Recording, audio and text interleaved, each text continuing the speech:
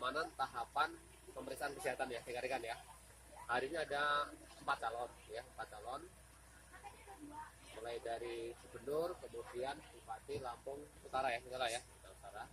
Kita laksanakan pengamanan sesuai SOP ya, terutama kaitannya dengan sterilisasi dan kaitannya dengan penjagaan untuk memastikan kegiatan berjalan dengan lancar, aman dan tertib sehingga tidak mengganggu kegiatan secara keseluruhan. Dan alhamdulillah sampai sekarang lancar semua.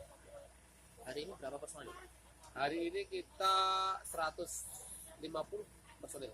Oh, setengahnya dari kemarin, Pak ya? Setengahnya, karena kan tidak melibatkan massa ya hari ini ya.